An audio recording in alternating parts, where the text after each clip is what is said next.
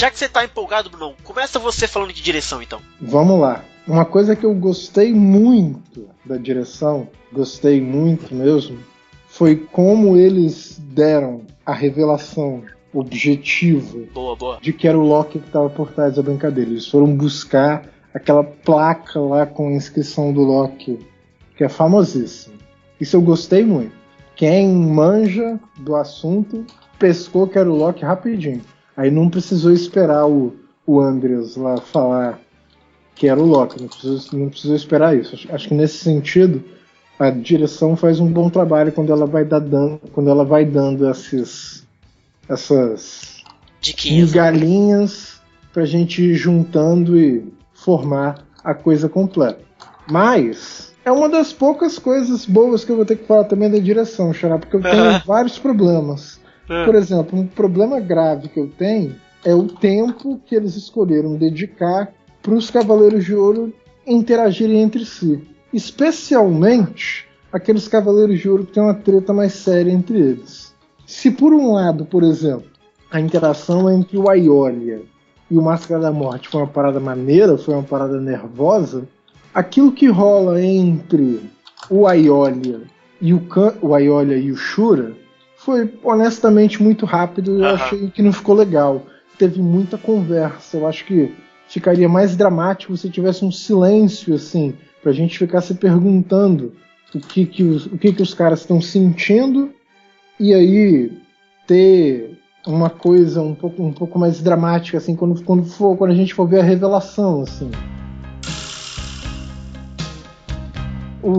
Foi um pecado não ter uma coisa um pouco mais trabalhada entre o Saga e o Aiolos. Um pecado, não tem como você ignorar um dos eventos mais importantes da história de Sensei, assim, pô. Resumir a parada, não vai ser uma honra lutar junto com você, pô. Por que não fez o contrário, pô? Podia ter dado aquele tempo lá que o Shura e o Aiolia tiveram entre eles, dava aquilo pro Saga e pro Aiolos, que é uma parada muito mais grave, muito mais densa, muito mais importante. Outra coisa muito ruim é como a direção não soube fazer uma coisa bem feita quando eles estavam claramente economizando grana, especialmente em momentos estáticos, assim. Tem momentos que ficam uma eternidade, tudo parado, nada se movendo e tal. Em outros animes isso é tudo muito bem feito, porque você vê que a direção ela sabe que ela está economizando dinheiro e ela tá fazendo isso como se faz no cinema, tá ligado? Fazem uma parada densa, fazem uma parada que fica emocionalmente pesado, pô. Eu lembro até um ouvinte nosso no nosso podcast dos ouvintes falou isso. Acabou que na edição final não entrou na conversa, mas tipo assim, a gente estava comentando que daria para você fazer uma dessas cenas estáticas ficando super dramático, pô. Coloca o Saga e o Aioros um encarando o outro, silêncio. Imagina, pô, o que os fãs não iriam ficar pensando. Imagina o resultado dramático que isso ia ter pra parada. Quer dizer, daria para você fazer essas cenas estáticas que elas têm que rolar mesmo porque você precisa economizar a grana, senão você não termina a tua obra. Dava para fazer essa parada de um jeito muito melhor, entendeu? Também me incomoda um pouco o tempo que os cavaleiros tiveram para se desenvolverem, justamente porque eles não exploram tanto assim o relacionamento entre todos os cavaleiros. A gente viu, por exemplo, um pouquinho, na verdade muito pouco mesmo, do Máscara da Morte do Afrodite, muito pouco, e se pá, até desnecessário, porque a gente já tinha visto isso antes, pô, em Hades. A gente viu, pô, um tempo assim maneiro do Aiolia e do Máscara da Morte, e outros cavaleiros também tiveram um tempo assim, mas na hora que você tá levando a trama pra frente, que por exemplo os combates entre os cavaleiros, acho que dava para fazer a coisa de um jeito que você pudesse ao mesmo tempo levar a história pra frente e continuar desenvolvendo os personagens. Quer ver? Vamos lembrar daquele episódio que rolou nele a luta do Máscara da Morte e a luta do Chakra. Você lembra, Xará? Sim, sim. Por que eles tinham que estar em lugares diferentes? Por que não colocar os dois juntos resolvendo o mesmo problema? Que nisso a gente mata duas coisas, a gente mata dois problemas numa parada só. A gente deixa eles interagindo entre si, que era uma coisa que a gente queria ver demais, e a gente deixa a trama andando, porque eles estão lutando contra alguma coisa. Então por que você dá metade de um episódio para um, metade de um episódio para outro, e no fim das contas os dois ficam não tão desenvolvidos assim? O Máscara da Morte menos, porque ele teve mais tempo lá atrás, mas pro Shaka isso é problemático porque ele não teve todo o tempo que o Máscara da Morte teve. Então, tipo assim, eu tenho algum problema com a escolha que a direção fez na hora de dividir entre arcos esses 3 episódios, tá ligado? Acho que dava pra você organizar a coisa melhor de forma a ter propiciado mais interação entre os Cavaleiros de Ouro. Acho que só alguns pares de Cavaleiros de Ouro tiveram a chance de interagir entre eles. Eu queria ter visto muito mais. Acho que isso é culpa da direção. Entendi. Você já falou sua nota, Bruno? Esqueci. Não falei a nota ainda. Então pode falar. Deixa eu ver se tem mais alguma coisa de direção pra falar. Não tem mais nada de direção pra falar. Acho que até melhor deixar pra vocês falarem. Que isso? Então a minha nota pra direção, nota 4, Charada.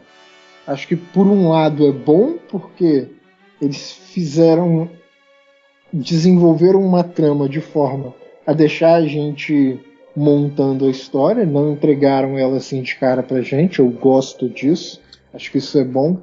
Mas por outro lado, acho que eles pecaram muito feio nesse lance de só permitir a interação entre alguns pares de Cavaleiros de Ouro, e por isso somente alguns puderam ficar desenvolvidos e outros não. Saquei. Então, por isso, nota 4.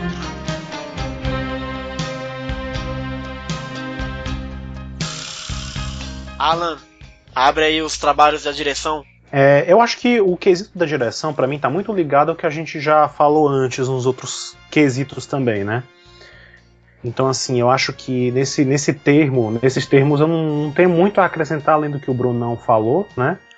E o que eu já tinha comentado também dos outros quesitos, porque eu acho que tudo isso compõe a direção, né? A direção, ela tá acima de tudo e ela orquestra todos os outros pontos, né? Então, assim, eu acho que talvez eu daria uns 5 sentidos pra ela. Porque, assim, eles pegaram um material, como eu falei, né, no começo da trama, eles pegaram os Cavaleiros de Ouro, que é uma coisa altamente segura, né? Você dificilmente tem a chance de desagradar os fãs quando trabalha com os Cavaleiros de Ouro, né? Assim, você já chama a atenção só de evocá-los, né? Então, assim, é muito difícil errar nesse sentido.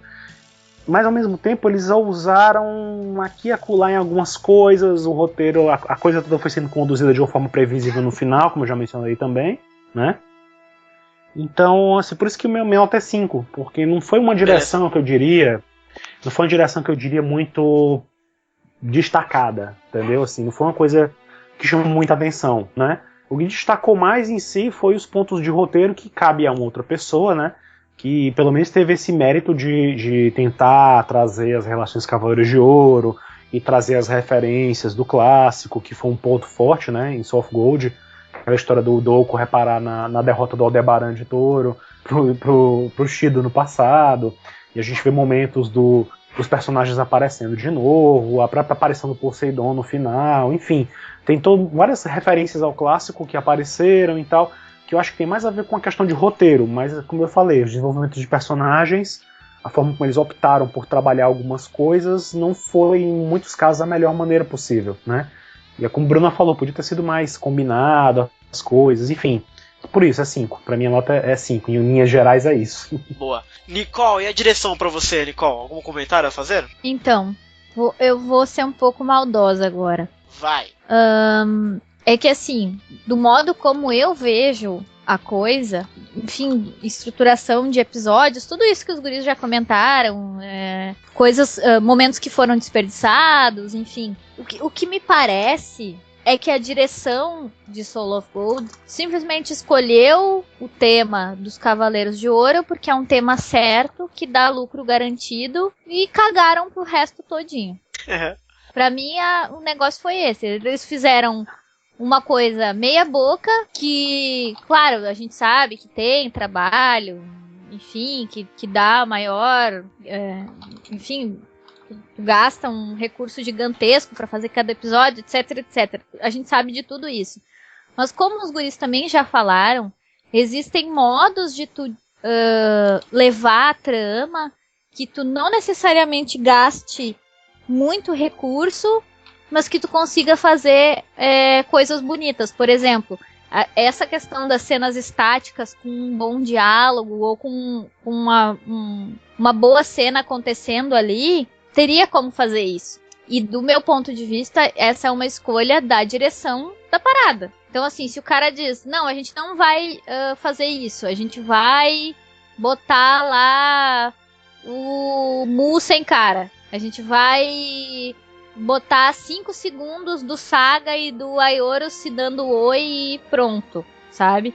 Eu acho que, ou até o que os guris comentaram, a gente vai botar metade de um episódio só pro Shaka, uma metade de um episódio só pro Saga, e não vai desenvolver o que a gente quer ver, que seria a lavação de roupa suja. Eu acho isso bem, digamos assim, característico de uma direção e produção, enfim, de todo o resto, pouco preocupada efetivamente com a história que eles vão entregar. Então, do modo como eu vejo, Soul of Gold foi um negócio feito para ganhar grana. Bem como o pessoal comentou que era um caça-níquel, mais do que patinco. Porque, assim, não que eu não queira ver coisas de Cavaleiros, entende? É lógico que a gente sempre quer ver, né? Quem é fã sempre vai querer ver. Mas, assim, pesando todos esses quesitos que a gente falou, que teve pontos bem problemáticos e tal, eu fico me perguntando até que ponto é legal ver isso, entendeu? Porque o meu lado fã sempre quer ver, mas por outro lado, se vai ter uma coisa meio que feita porcamente, então pra que fazer, sabe?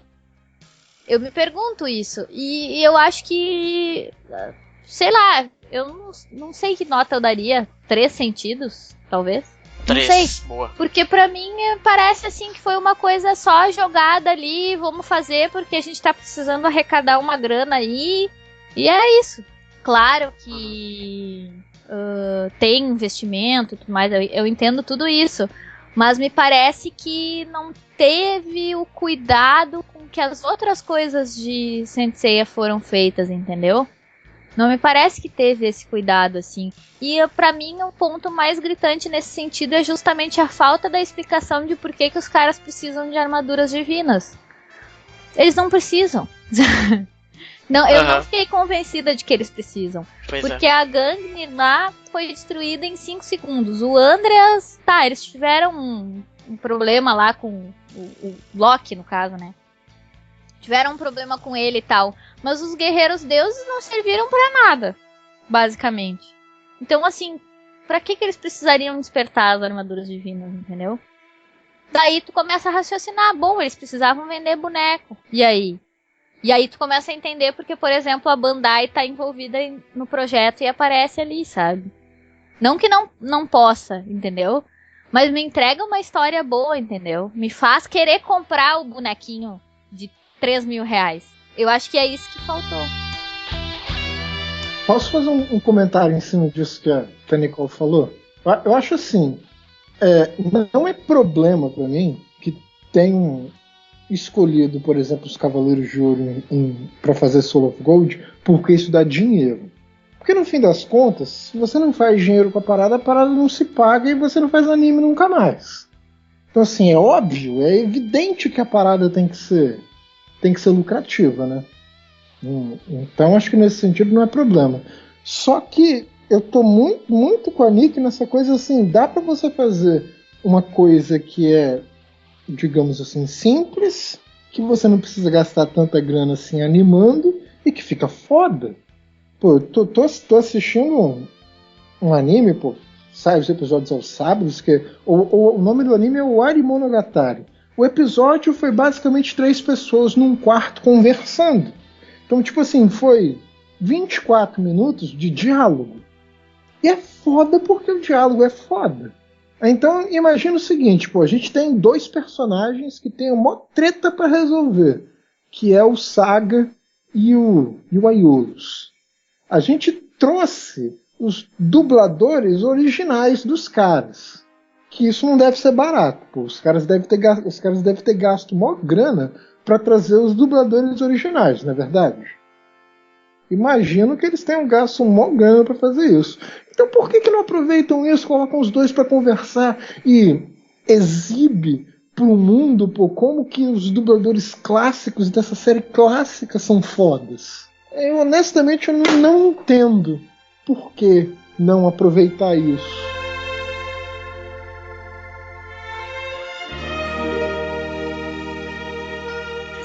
Sobre direção, da maneira como eu vejo a paradinha, né?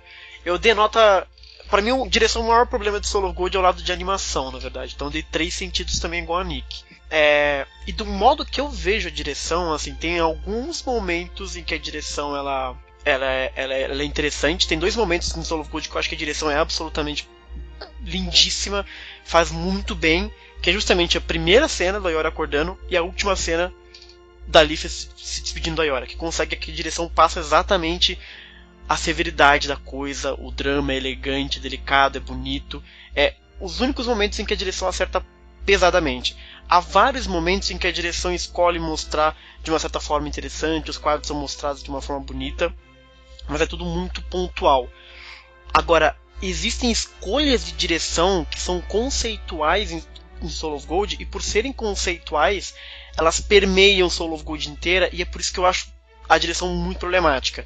Por exemplo, vou dar alguns exemplos conceituais que é de Soul of Gold que eu abomino, não gosto. E aí, por ter muito, a nota vai lá pra baixo.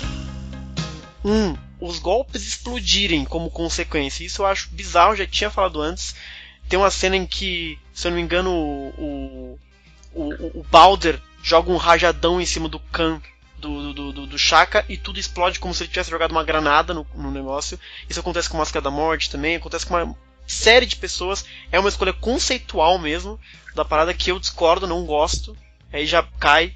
É um problema conceitual da série que ela não consegue passar de nenhuma maneira a severidade dos golpes, não tem impacto. Isso é um problema que a direção não consegue resolver, também por causa da animação.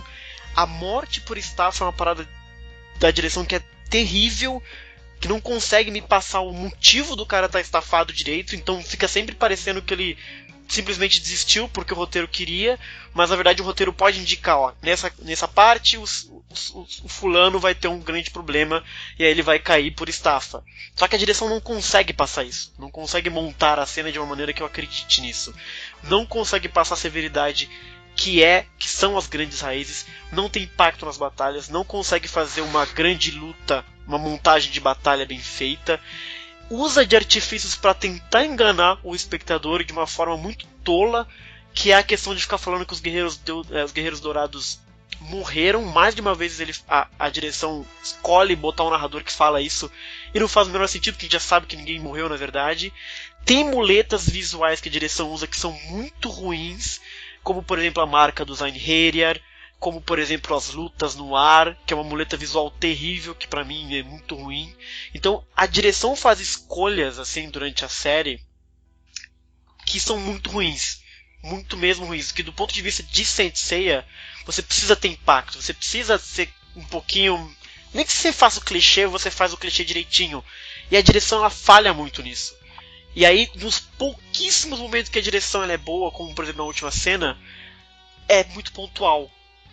E em detrimento de todas as escolhas conceituais que eu acho que são incorretas. Então, pra mim, é nota 3 pra direção problemática de Soul of Gold, que não consegue, sei lá, fazer jus ao que o roteiro tenta fazer, sabe, por exemplo. Eu acho que a direção tem um problema muito grave mesmo. Você falou vários pontos aí que dava pra gente passar muito tempo discutindo cada um deles. Eu acho que a gente até já discutiu em vários podcasts anteriores. Sim, né? Sim, exato, né? Então, enfim, eu não concordo 100% com tudo que foi dito, mas enfim. Exato. São escolhas conceituais, mas é muito conceitual, né? E aí parte do ponto de você gostar ou não. E aí, se você gosta, a direção sobe. Se você não gosta, a direção cai mesmo. Mas são escolhas conceituais e pra mim é muito problemático, assim. Realmente pesa, assim. Pra mim, um episódio que eu acho que representa Soul of Gold, na minha opinião, não canso de falar isso, pra mim é o episódio 11. Pra mim foi o episódio mais interessante, foi o melhor episódio em termos de tudo. Ele combinou bem tempo, combinou a direção, se fez presente ali, você vê a direção Soul of Gold, muitas das escolhas e tal, estão por ali, entendeu? Mesmo com essas coisas de você falou de golpes explodindo, não sei o que, essas coisinhas assim, ainda assim, no geral, é um episódio que pra mim representa Soul of Gold. Assim, o melhor episódio é o episódio 11. Tem muita coisa do desenvolvimento dos personagens, tem uma dinâmica da animação boa, entendeu? Então, assim, eu gostei do episódio 11. O 11 pra mim é o que me fez dar a nota que eu dei, entendeu? Sai que é excelente. Da direção, eu vou dar, por exemplo, alguns exemplos que me incomodam muito de escolhas de direção. Por exemplo, uma escolha de direção que me irrita muito em Soul of Gold só pela dramaticidade da cena, eles escolhem mostrar uma coisa que na verdade não aconteceu de verdade. Vou dar um exemplo. Quando a Raiz vara o Afrodite no meio, aquilo é super dramático. Mas na verdade não aconteceu aquilo, entendeu? Isso é a direção deliberadamente querendo me enganar só pelo valor dramático da cena, entendeu? Isso é uma escolha que eu acho muito fraca, muito ruim. Ou você vara e aí você mostra o buraco no cidadão, ou você não vara, entendeu? E aí é uma escolha de direção fazer isso. E eu acho muito ruim isso, porque eu não tenho 13 anos, entendeu? Eu já sou... E a série não é pra quem tem 13 anos, é pra quem viu a série clássica, né? Então, não me engana, assim, que eu não sou bobo, não nasci ontem, entendeu? Então, eu acho que é o tipo de coisa que me irrita na direção, é isso. E toda a questão de... Porra, a grande Raiz precisa de uma armadura divina. A direção não me mostrou os motivos pelos quais isso precisa de fato. Entendeu? A direção não me mostra por que eles morrem de estafa. Então, e tem duas coisas que eu vou mencionar um pouco depois, que eu acho que pra mim é escolha de direção e eu não perdoo. E é muito nitpicking de produção isso, que o Brunão, é um personagem do Brunão, é o Chaka ajoelhado, por exemplo. Isso é uma escolha de direção que pra mim é imperdoável. O Chaka não se ajoelha, gente. Eu não consigo imaginar o Chaka ajoelhado, entendeu? E Soul of Gold botou o Chaka ajoelhado. E o Camus também ajoelha. E desculpa, Cavaleiro de Ouro não se ajoelha. Então isso pra mim é um problema de direção gravíssimo. E é muito pequeno, mas eu implico mesmo com a coisa pequena, tô nem aí. Quando isso, Xará, que eu não lembro? Pois é. Peraí, quando ele enfrenta o Balder, ele fica de joelhos. E isso é, assim, ele pode tomar os golpes que forem. Ele não fica de joelho. Cara. Pois é, e eu anotei direitinho. Chaka jamais ficaria de joelhos. O Camus também. O Camus dá uma ajoelhada e falou: o Camus jamais ficaria de joelhos. Isso é coisa da direção. Acho problema. Não, mas peraí. Mas o Chaka se ajoelhou diante do muro quando viu que não podia derrubar o muro, tava chorando lá. Eu não entendi o problema, não. Eu não vi. Nesse caso até faz sentido. Isso pra mim não é problema, não. Não, pra mim ele não se ajoelha. Ele se ajoelha quando ele é um ajoelhado por ele, assim, sabe? Mas você bem falou, Bruno, assim, tem muita coisa que a gente pode ver como problema ou não, achar ruim ou não, dependendo de cada um, né? A questão de direção é mais o gosto da coisa, não quer dizer que que fere as regras de Sensei, entendeu? Tá aí um ponto que é bem objetivo, e que eu acho que isso prejudicou a direção como um todo, né, do Soul of Gold. Eles intencionalmente, isso foi dito 1, 2, 3 vezes em entrevistas diferentes. O diretor intencionalmente faz as coisas para seguir clichês antigos. Ele acha que Saint Seiya tem que ser levado dessa forma. Isso eu acho um erro. Eu acho alimenta pensamentos de pessoas, como eu já vi comentários aí, de achar que Saint Seiya é isso, entendeu? Que Saint Seiya é isso e que não, mas eu gosto de Saint Seiya porque Saint Seiya é brega, é ruim assim. Entendeu? Não, eu não concordo com isso, entendeu? Assim, então, assim, ele optou por essa coisa de eu acho divertido fazer os personagens ficarem no ar falando coisas enquanto não caem. Eu acho divertido fazer a coisa como se fosse os filmes de samurai de antigamente, onde tem troca de diálogos e tal. Ou seja, ele optou, deliberadamente ele fez uma escolha de direção, de forma de dirigir uma animação antigas. E a gente comentou isso também na parte visual, isso peca também. A história do Mu sem rosto e tal, é isso. Eles acharem que podiam fazer as coisas como se fazia antigamente, entendeu? Eles queriam trazer fazer um anime com toda desde a parte de roteiro até a parte de visual, a parte de toda a direção, fez escolhas pautadas de uma forma antiga de se fazer anime. Pois é. Eles não evoluíram com o tempo. Entendeu? Isso é um Eles problema, não pegaram... cara. Eu acho foda isso. Por exemplo, tem uma coisa que eu anotei que me irrita muito também em Soul of Gold, é que mais de 2 vezes ou 3 vezes a luta termina igual o mangá, com o cara com as mãos pra cima e no fundo o cara tá lá, sabe? Tipo aquela coisa bem do Elysius que acontecia toda hora. É a escolha de direção e pra mim é muito ruim, cara, sabe? O Aldebaran faz o grande X, aí tá o Hércules no fundo. Aí não sei o que lá, usa o golpe, o Máscara usa o Sekishiki e lá no fundo tá o Fafnir. Que é uma muleta de novo visual do mangá que eles estão utilizando que também me irrita muito. E é a escolha de direção, entendeu? Então assim, eu anotei várias coisas. Luta de bolinha de gude, a escolha de direção, eu não gosto. Tem uma coisa que eu anotei que eu acho bem interessante, que é a escolha de direção também, o Loki ser a cara do Andreas, pra mim é muito cagado. O Hades não era a cara do Shun, por exemplo. Por que o Loki tem que ser igual ao Andreas, sabe? Seria bacana ele ser diferente, seria interessante, sabe? E não, é o Andreas pintado de cabelo só, entendeu? Então, eu acho a direção muito capenga mesmo. Eu acho que é uma pena, porque mas a ideia era ser legal, sabe? Nesse caso tem uma diferença, né, Xará? Tem uma diferença porque o Hades a gente chega a ver o corpo verdadeiro dele, né? Exatamente. Mas é o corpo verdadeiro do Loki também. Não é.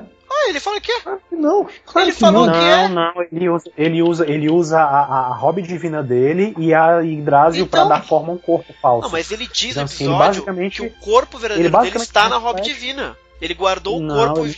Gente, escuta o episódio. Eu não lembro desse ele diálogo diz que ele guardou o corpo dele na hobby divina pra que se desse errado com o hospedeiro, ele pudesse voltar de qualquer forma.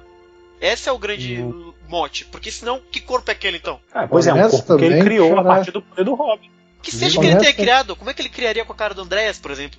Porque não poderia ser diferente. Mas no episódio ele diz que o corpo é o corpo dele, entendeu? Tudo bem. Concordo com você, ele poderia ser diferente, mas... É o que eu tô falando, é implicância, mas eu quero implicar. Porque aqui eu assisti o episódio com a barra de qualidade lá embaixo, etc. Mas assim, se é pra julgar, eu vou julgar com tudo, cara. Entendeu? É como o Bruno falou, vou ser Teixeira também. E aí eu tô sendo Teixeira na direção sim. Tem muita escolha de direção que me irritou profundamente. Buraco na barriga do Tigada também. Não curti. Entendeu? Não, gente correndo com mão pra trás, achei bizarro. Aconteceu já em Senseiya. Eu não entendo essa idiotice, porque nas 12 casas eles não corriam como pra trás, eles corriam que nem gente, que nem eu corro. Então assim, é nitpicking de direção? Mas se eu sou fã de Teixeira, fã de Senseiya, eu preciso esperar o máximo de Senseiya, entendeu? Eu não vou esperar lá embaixo. Enquanto eu assisto, eu abaixei minha expectativa pra curtir e tal. Mas num julgamento desse, eu preciso esperar o máximo que eu gostaria de ver de Senseiya, entendeu? E aí eu vou ser chato mesmo com essas paradas. Tá certo. Fazer o quê, né? Exato. Pois tem muitas coisas aí que, como eu falei, mais uma vez, muitas coisas que você mencionou, os pontos que você mencionou, a gente poderia comentar de novo e de novo. Mas eu acho que a gente até já comentou, até em cada podcast, onde isso ia aparecendo, né? Essa história dos braços casa com o que eu falei, por exemplo. É uma coisa antiga. Era uma técnica que o Araki inventou de fazer o personagem correr com os braços estendidos e que aparecia em alguns momentos da série clássica, né? Mas não em todos, porque o Araki não fez todos os episódios das 12 casas, né? E ele não fez nenhum episódio em que eles apareciam correndo, só que a Marinha aparecia correndo, que foi justamente onde aparece essa parte dela correr com os braços né, estendidos. Então, assim, é uma coisa antiga também, é uma coisa que por algum motivo, em algum momento, acho que até a saga de Hades teve isso, teve culpa nisso aí. A saga de Hades fez muito disso, a saga de Hades usava muito recurso deles correrem com os braços estendidos. Foi onde estipulou, assim, mais ou menos. Pois então isso virou uma coisa, entendeu? Assim como uma coisa que eu achei engraçada, é um detalhezinho besta, mas eu me peguei pensando nisso também quando eu assisti os episódios, essa coisa, não sei de onde é que surgiu isso, deles assumirem a postura de batalha e dizer assim, vamos, oficialize que você vai entrar na luta. Aí, como é que você oficializa que entrar na luta? Eu tenho que dizer meu nome, minha constelação.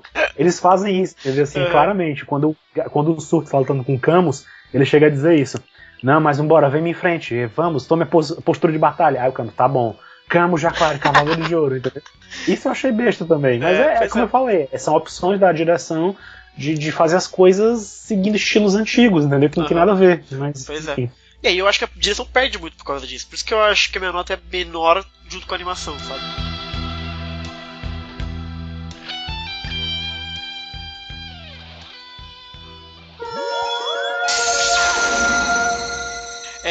Agora a gente vai falar de trilha sonora. Essa vai ser rápida, hein? Xará. Que foi? Essa trilha sonora é porca. Já que você começou a falar, fala já. Se não fosse pela Soldier Dream e pela música de encerramento, que é muito bonita, eu daria um 0 a esse negócio, sem dúvida. 0 não dá, Bruno. 0 sentido não existe. Existe? Existe. É a morte Wiki completa. é o Wiki, mas o Wiki morto, né? Honestamente, a trilha sonora é invisível durante a saga. Aham. Completamente invisível, não ajuda nada. Você precisa da trilha sonora para dar peso para a cena, mas invisível durante a história inteira. Não é perda total por causa da versão de Soldier Dream e da música de encerramento, que é muito bonitinho. Então eu Logo. dou nota 1. 1. Só não é 0 porque essas duas músicas salvam. Eu vou mais ou menos na sua balada, Bruno, mas eu vou discordar um pouquinho. Há músicas da trilha sonora que eu acho muito bonitas. Tipo, o tema de Asgard eu acho maravilhoso. O tema de Soul of Gold eu acho muito bacana. Mas não adianta. O problema é a colocação da trilha. É justamente isso. Aí caga geral. Não adianta. Exato. Não adianta a trilha ser bacana se ela é invisível. Mas eu dou um ponto a mais por causa disso. Mesmo assim. Então pra mim é 2 sentidos para a trilha sonora. Porque assim, a música isolada ela é boa, mas ela não salta no episódio. E, mais de uma vez, a trilha atrapalhou o episódio. Atrapalhou a imersão que eu tinha no episódio. E isso pra mim é gravíssimo. Principalmente se tratando de CDC, que tem uma identidade sonora fenomenal. Então, ficou muito mais negativo do que positivo. Então minha nota é 2 sentidos. Vai, Nicole. Então, eu vou fazer uma confissão aqui agora. Vai. Sabe quando eu me dei conta da trilha sonora de Soul of Gold? Quando? No episódio do Saga com o Sigmund, que os manos estão lá chorando, as pitangas, e tá tocando a música mais alegre possível. Assim. Além, claro, da música da abertura e do encerramento, como o Bruno já comentou. Mas assim, fora esse momento e os outros mais... É que esse foi assim pontualmente bizarro. Mas fora isso, eu só fui me dar conta de todas as músicas que foram feitas para Soul of Gold quando o Alan me mandou o link que ele tinha das músicas. Porque daí que eu fui ouvir as músicas todas, entendeu? E daí que eu me dei conta de que as músicas em si, elas são boas. Exato. O problema era justamente o timing em que elas eram colocadas nos episódios. É o montador do episódio. Cara, tipo, foi um desperdício de grana fenomenal. Exato. Assim. Porque, tipo, pra que tu vai fazer música se tu não vai usar todas elas? Porque eu não vi todas aquelas músicas ali nos episódios. E depois, se tu vai botar no momento errado, o cara tá chorando e tá tocando uma música alegre. Gente, é absurdo isso.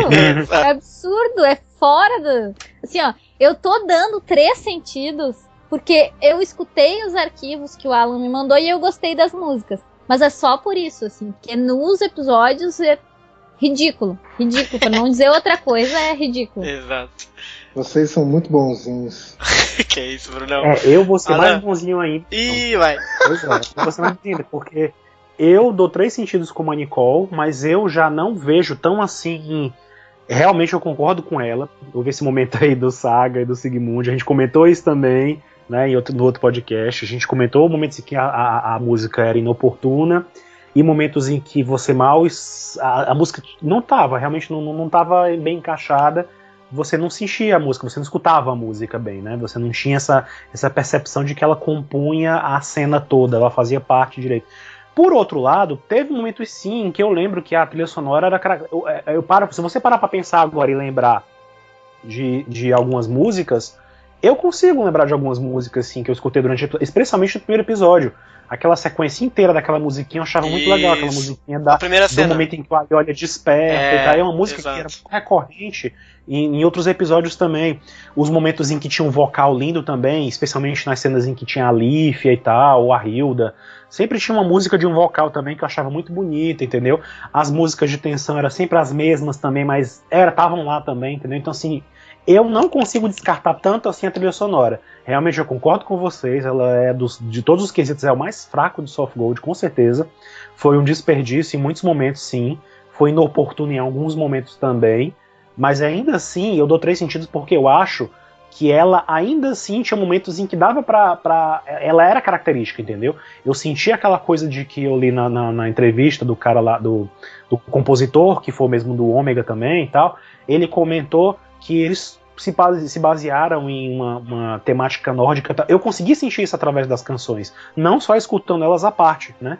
Mas assim, em alguns momentos, alguns episódios, eu conseguia, assim, lembro claramente de vários episódios, quando o Aldebaran aparece, que ele vê o Doku lutando no Coliseu, ele tem aquela canção específica também, os momentos mais tensos, tinha aquele momento também, a BGM bem específica, ou seja, tem sim, além da abertura e encerramento, outras músicas que são características do Soft Gold. Só que realmente, como vocês falaram, o problema pra mim é que elas são mais genéricas, em sentido assim, não são muito diferentes umas das outras. Se você escutar todas as canções que saíram até agora dos CDs, que não acabou ainda, né? Ainda vai sair um CD no próximo Blu-ray de novembro e um no último de dezembro. Né? Em todos eles vai sair ainda mais faixas de áudio que compõem a trilha sonora completa de Soft Gold, né? E eu sinto uma repetição muito grande, assim, parece tudo tão parecido que dá essa sensação de que você não tem trilha sonora, né? Que você não percebe muito bem a trilha sonora. Mas eu não sei se é uma coisa minha de sempre procurar prestar atenção em cada coisa, assim, por exemplo, até hoje eu acho o filme do Lucifer, por exemplo, é um dos filmes, dos 5 filmes que existiram no anime, é um dos filmes que a trilha sonora é mais expressiva pra mim, entendeu? E assim, eu não sei se todo mundo tem essa percepção, mas assim, então eu acabo prestando atenção em muita coisa e pra mim, algumas músicas de Soft Gold ainda assim marcaram, apesar dessa inexpressividade genérica geral dela, eu ainda consegui perceber algumas em específicas que eram recorrentes no anime inteiro. Por isso, e por ter ouvido as músicas e achar que no geral elas são bonitas também, apesar de mal aproveitadas, eu dei os 3 sentidos. Agora a gente vai para um quesito problematíssimo. Vamos falar de lutas em Soul of Gold, senhoras e senhores. Eu já tinha dito antes, o Alan me obrigou a colocar esquisito porque eu falei mal das lutas, falei que não tinha lutas memoráveis em Soul of Gold. Eu mantenho a minha opinião, eu acho que há momentos memoráveis de algumas lutas, mas luta mesmo, eu acho que Soul of Gold não ficou muito bem feito, mas há momentos de fato de algumas lutas que eu acho muito fodas mesmo. Por exemplo, o Afrodite contra o Fafnir no começo do episódio 4, acho que se não me engano, que é muito incrível. O próprio Máscara da Morte lutando contra o Andreas é muito legal. Mas de modo geral, quando começa a subida das câmeras, nenhuma luta ali me sobe muito aos olhos, só do Máscara da Morte. Só que pra mim o Máscara da Morte é um ponto fora da curva, porque tudo que ele faz é legal, e o Afrodite também. Mas a luta do Saga não acho muito interessante, a luta do Shaka não é uma luta muito legal, o Kamos contra o Shura é só luz pra tudo quanto é lado. Essa coisa da luzinha, ela tirou muito a graça das lutas de Soul of Gold pra mim, né? Sem contar o final, que é todo o problema que eu tenho conceitual com a coisa dos caras irem para o ar, irem para o céu, voarem. Esse é um problema que eu tenho mesmo com Saint Seiya, não acho que deveria. Ou, se for, faça bem. Eu vou dar um exemplo, por exemplo, de como de uma batalha aérea de Saint Seiya, do mundo de Saint Seiya, que eu acho legal, embora esteja também incorreta, que é a perseguição do Shura e do Saga perseguindo o Aioros no Legend of Century, que é muito legal. Claro que o Shura não deveria estar voando, o Saga não deveria estar voando, mas é muito bem feita a cena em si, entendeu? Esse é o tipo de coisa que é muito legal. E se eu pensar na cena que me irrita do Aioria voando, pisando na paradinha, eu fico pensando que o que não seria foda se aquela luta não fosse, por exemplo, entre o Aiolos com a sua armadura de ouro que tem asas voando pra pegar o Alok. Isso seria algo legal, porque ele tem asas, sabe? Aí ficaria algo interessante. E aí, sabe, esse tipo de escolha já ficaria menos problemática pra mim. Mas não é o que acontece. Então, as batalhas aéreas de Soul of Gold conceitualmente me irritam. E aí é coisa minha. Eu não acho que o meu Saint Seiya, se você não tem asa, não deveria muito ir pro ar. A não ser que tenha uma desculpa muito boa e um motivo muito bom. E o anime faça muito bem. Que é tudo que Soul of Gold não fez. Então as lutas pra mim de Soul of Gold, no catadão geral, assim, as coisas boas são apenas alguns momentos de algumas lutas, mas todo o resto, de fato, não vou lembrar de Soul of Gold por causa de suas batalhas, vou lembrar por causa dos personagens, alguns momentos específicos. Então eu dei 3 sentidos para as lutas de Soul of Gold, Brunão. Eu acompanho muitas coisas que você disse, Xarassi. Mas, pra mim, por exemplo, você falar da luta de luzinha, isso pra mim não é problema. Uhum. Problema pra mim é que foram batalhas muito curtas, batalhas muito previsíveis, porque o resultado, quem ia vencer já era claro. Uhum. A gente já sabe quem ia vencer. Sim. Porque a gente já sabe quem são os protagonistas. Os protagonistas são os cabras mais fortes do universo de Saint Seiya. Então, é que se não vencesse também. Né? O fato deles serem os protagonistas acaba tornando a luta previsível nesse sentido. Eu acho que isso em termos de luta, é problema, né? Quando tá rolando uma luta, você quer ter pra quem torcer, né? E se você tá torcendo, é porque tem risco de rolar a treta mais brava, entendeu? Mas não é o caso. O fato de eu sentir, por exemplo, que não tem força, não tem impacto atrás dos golpes, isso pra mim é problemático. Se são mesmo os homens mais fortes do mundo, a gente teria que ver o mundo reagindo à força deles, né? Uhum. Golpe capaz de destruir uma câmara inteira lá daquele lugar dentro da Yggdrasil onde eles estão, só que quando atinge o escudo do cara, o cara nem se mexe, nem dá uma tremidinha pra mostrar assim, porque o golpe é forte, que o cara teve que colocar força atrás do escudo pra segurar o balaço. Por quê, né? Como, assim, algumas coisas do que você falou não são problema pra mim, a minha nota é um pouco maior que essa que você deu. Você deu nota 3, né? Eu vou dar nota 4, Xará. Boa. Pra mim, na verdade, o grande problema mesmo, é que... Aí eu vou falar como fã enlouquecido e até mal acostumado de Saint Seiya, é que normalmente os grandes desenvolvimentos de personagem que a gente tem em Saint Seiya vêm nas lutas. É verdade. O Ikki se torna o Ikki de verdade, aquele Ikki que a gente ama enlouquecidamente, depois da luta dele com o Shaka. Mesma coisa pro Shaka. O Shaka se torna Shaka depois daquela luta. Em Saint Seiya, as lutas elas são um momento decisivo de desenvolvimento dos personagens. E a gente não tem isso em Soul of Gold. Só pro Máscara, né? Só pro Máscara, sim. Pro Máscara a gente tem isso. Imagina que maneiro ia ser se a gente tivesse uma lutinha mesmo pra lavar roupa suja entre o Saga e o Ayushi. Como que ia ser sinistro, como que a parada ia ser maneiro, assim, pô. Eu lembro que tem um momento de Saint Seiya que o Aiolus tá sem aparecer, que o Saga tá sem aparecer, que o Shaka tá sem aparecer. E a gente tá se perguntando o tempo inteiro, cadê esses três? Cadê esses três? Cadê esses três? Cadê esses três? Aí, pô, eu fiquei pensando assim, caralho, já pensou se rola um pega pra capar entre o Aiolus e o Saga com o Shaka assistindo de longe, assim, só pra não deixar os dois se matarem. A parada vai ser sinistra e tal. Essa é da hora, Porque aí eles vão pro caminho mais fácil e tal. Então isso me chateia bastante. Mas então eu vou dar nota 4, Xarão. Só pra uma última citação na minha parte de lutas, eu reclamei muito dessa coisa do ar, etc. Mas o começo da batalha do Aiolia contra o Loki é maravilhoso, cara. Eu adorei aquele comecinho. Quando ele tá civil ainda, ele apanha. Eu acho que a animação é muito legal, a direção é muito legal, a luta é muito legal. E é muito louco isso, que são 3 coisas que eu não gostei em geral de Soul of Gold. Mas começou muito bem, aí depois degringola pras coisas que eu já reclamo. Mas desculpa aí. Vai, Alan, fala da luta. Bom, a minha nota combina com a do Brunão. Eu dou 4 sentidos pra ela. Eu também concordo muito com o que vocês falaram, nesse sentido de que as lutas não foram grandiosas, não houve assim muita coisa.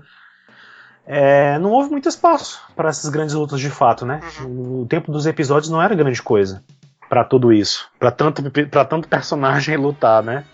Mas ainda assim, o que torna uma luta memorável foi o que eu fiquei me perguntando enquanto a gente assistia, né? Enquanto eu assistia os episódios, e fiquei me perguntando isso, assim, o que é que torna? O Brunão falou um ponto muito interessante.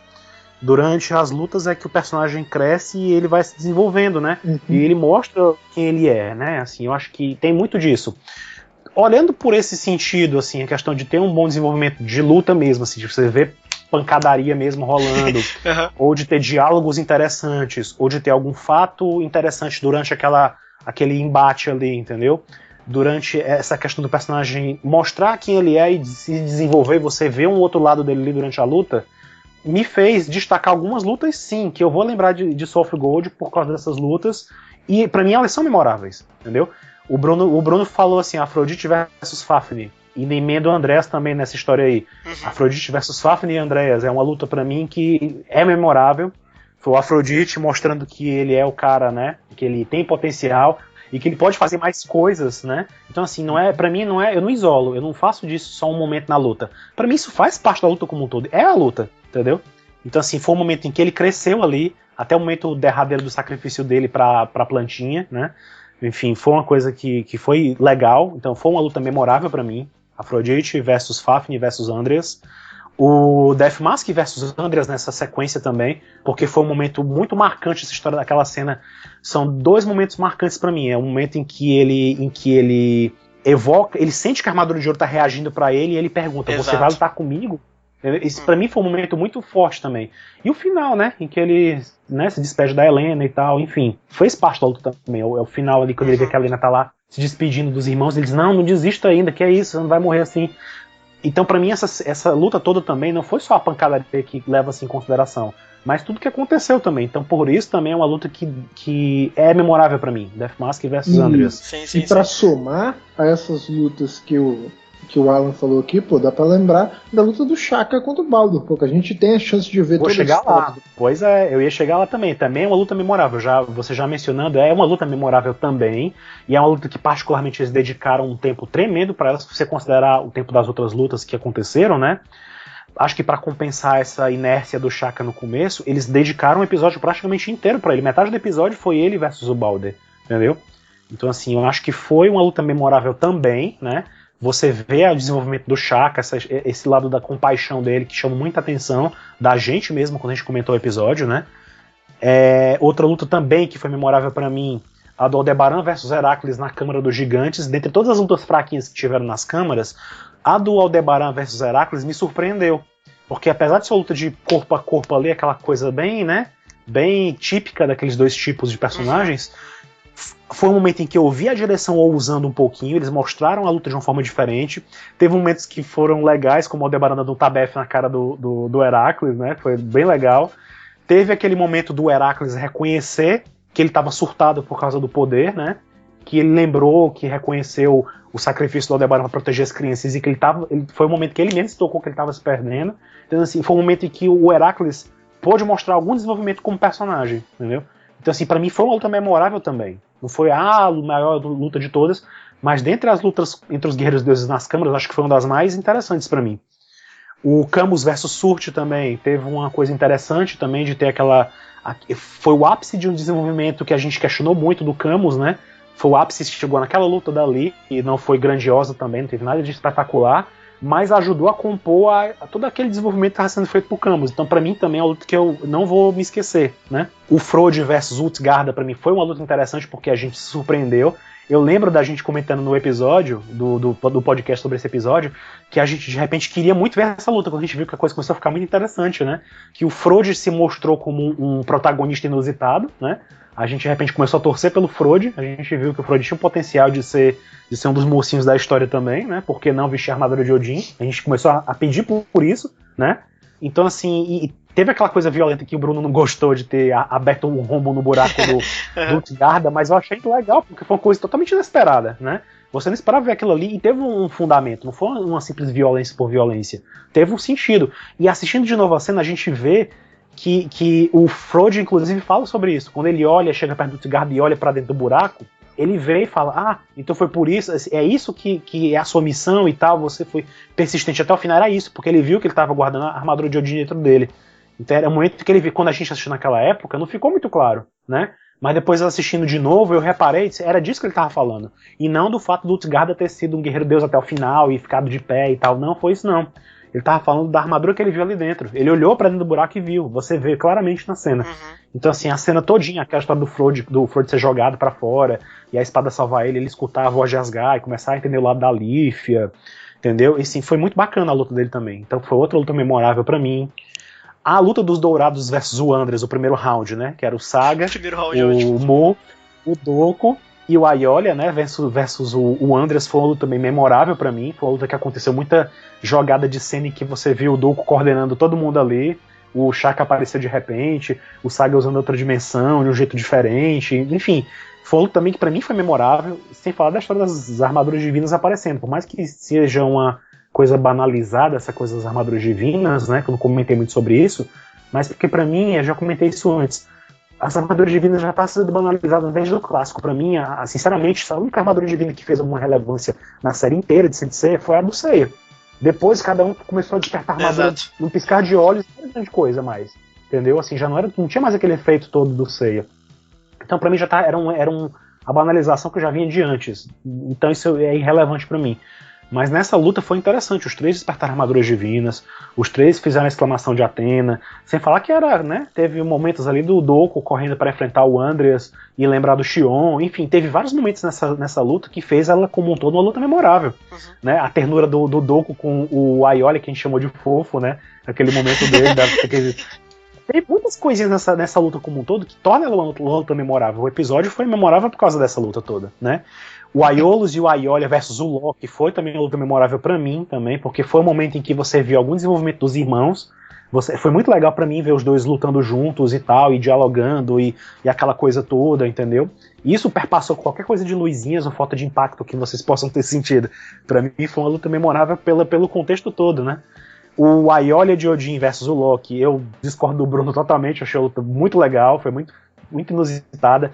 Não, aí é coisa do Xará encrencando. Eu gostei demais, pra mim foi uma luta que eu não vou esquecer nunca também. Essa história dele ter usado a armadura de Odin e usar a espada de Odin daquele jeito que ele usou, foi muito doido, entendeu? Eu já esqueci, se não fala, nem lembrava. Pois é, e a luta final dos 3 episódios também, pra mim, não foi uma luta memorável, do jeito que ver os Cavaleiros de Ouro combinando golpes e tal, aquela combinação de defesas pra mim foi muito legal, entendeu?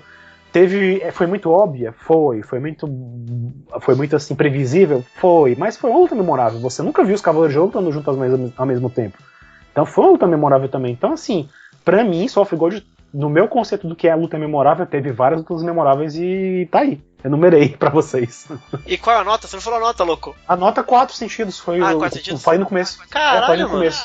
Só não foi melhor porque realmente, assim, foram lutas legais, foram. Mas se você considerar que houve muitas lutas fraquinhas, tipo assim, pra mim, o fundo do poço foi aquelas lutas do Inverno de Finbu. Aquela luta lá todas as lutas foram muito inexpressivas. Foi um episódio que eu achei desperdiçado. Eles podiam ter feito de uma forma ou pelo menos ter mostrado de uma forma melhor. A direção tá aí, pecou também, né? Podia ter sido mostrado de uma coisa muito mais interessante. O Aiolia e o Shura foi um desperdício muito grande. Não teve um grande desenvolvimento, fora a cena do Shurinha que vocês gostaram tanto, né? De ver o Shura mais jovem e tal. Exato. Não teve muita coisa, assim, não teve um grande diálogo entre o Aiolia e o Shura que marcasse. Ainda mais porque você tem toda uma carga do episódio G, que existe uma treta entre eles aí no episódio G rolando todinho, né? Eu esperava pelo menos ver alguma coisa daquilo ali, entendeu? Um ressentimento do Aiolia, né? E não teve, ele foi meio bonzinho e tal, enfim. Faltou coisas ali no Inverno de Finbu inteiro, aquela cena inteira, e todas as lutinhas que tiveram ali foram muito fracas, deixou muito a desejar, entendeu? Pois é. Então assim, por isso que eu dou um 4. Teve lutas memoráveis pra mim? Teve, mas no geral realmente não houve grandes lutas, né? Nicole, o que você achou das lutas de Sensei? Olha, vai. Tirando o fato de que os oponentes eram ridículos, eu achei que as lutas estavam ok, assim. É que o problema das lutas não é nem a luta em si, é que os efeitos estavam ruins e os personagens não eram fortes o suficiente pra lutar contra os Cavaleiros de Ouro, entendeu? Então, a luta, tipo, ela é o que menos importa numa situação dessas, porque os caras poderiam ter resolvido isso com um bom diálogo, sei lá, alguma coisa do gênero, mas nem isso aconteceu. Então, assim, não me incomoda horrores que tem a luta, mas assim, as do Aiolia foram sofríveis pra mim, porque o cara é protagonista e eu esperava, tipo, uma grande coisa. Eu vou falar mais dessa coisa do Aioria depois. E a do Doku, que foi absurda, porque o Utgarda era um boneco de pano, né? Só pra guardar a armadura dentro. Então, assim, pra quem tu vai botar o Doku pra lutar, sabe? O cara mais foda da face da Terra, que sobreviveu a 2 Guerras Santas, e, tipo, o cara pega um boneco de pano, sabe? Então, não sei, eu dou 4 sentidos, porque, por exemplo, o Balder salvou, o Afrodite contra o Fafnir e o Andrea salvou, sabe? Essas coisas foram legais, assim. O Máscara da Morte, o Fafnir salvou também. Então, essas coisas foram legais. Mas, pra mim é ilógico essa coisa dos oponentes serem fracos, assim. Eu não... Porque se eles fossem ultra fodas, aí eu entenderia o negócio das armaduras divinas, entendeu? Daí a trama faria mais sentido na minha cabeça. Mas, como não foi o caso, então eu dou 4 sentidos e bola pra frente.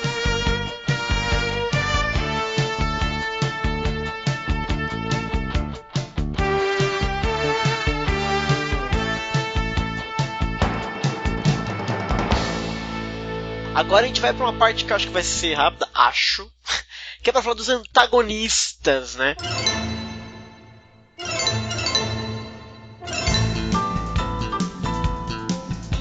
Eu dei 4 sentidos no geral pros antagonistas. Na verdade, vamos fazer assim, ó. Vamos falar um por um, rapidinho, o que cada um acha, e cada um dá uma nota para os antagonistas de uma forma geral. Então, por exemplo, quando eu digo antagonistas, na verdade eu tô falando de Asgardianos em geral, tá? Não é só os vilões. Então, primeira rodada. Nicole, o que você achou da Lífia? Achei... A Lífia é antagonista? Então, não é antagonista, é um Asgardiano, desculpa. Olha, eu até achei adequada. Na verdade, Xará, acho que a gente tinha que falar na Lífia nos protagonistas. Não, a ideia é assim, a Lífia não é antagonista. Então calma, deixa eu resolver então. Asgardianos, depois a gente falar dos Dourados. Resolveu? Ok. Então vai. Que a ideia é falar dos personagens que foram criados, não contra, mas depois a gente falar dos que a gente já tinha passado, etc. Ficou mais claro? Uhum. Então vai. Lífia, Nicole. Eu achei ela adequada pra idade que supostamente ela deveria ter. Tipo, ela é meio bobinha e tal. Saquei. Sabe? Mas ao mesmo tempo ela é uma personagem interessante porque ela tá atada ao que a Hilda falou pra ela, né? Ah, só tu pode resolver o problema de Asgard e tal. Então, ao mesmo tempo que ela é frágil, ela busca uma maneira de fazer aquilo que ela precisa fazer, entendeu? No caso, seria falando com os Cavaleiros de Ouro e tal. Saquei. Eu gosto da Lífia, não acho ela ruim, não. Alan, Lífia, rapidinho, o que você acha? Eu gostei da personagem. Foi uma personagem que foi conquistando, né? Assim, no começo eu achava que ela era só uma figura de proa, uma coisa qualquer que não ia servir pra muita coisa, né? Ser tipo, sei lá, ia ser só uma sidekick do Ariolia mesmo. Mas eu achei que ela cresceu muito e foi muito bacana, assim, a evolução dela como personagem, né? Até chegar um ponto de eu realmente lamentar quando a gente achou que ela tinha morrido, né? Então, assim, pra mim foi uma personagem ótima, né? E outra coisa, vale ressaltar que a dubladora dela, a atriz que a interpreta, a Aya Hisakawa, ela dublou também a Sônia no Ômega. E você vê como é a mulher boa. Ela dublou, se eu não me engano, a Sailor Mercury. Ela dublou também a Sailor Mercury e a Sailor Moon clássico também, se eu não me engano. E você vê como uma mulher boa, assim, ela é uma dubladora de peso, mesmo uma atriz de peso. Assim, você não consegue lembrar da Sônia em nenhum momento com a Lífia. Entendeu? Tipo assim, ela é fantástica, assim, eu acho que foi a melhor escolha pra personagem certa. Então, assim, eu acho que foi uma personagem que me ganhou em todos os sentidos, assim, ela é perfeita. Olha lá, aí sim, ó.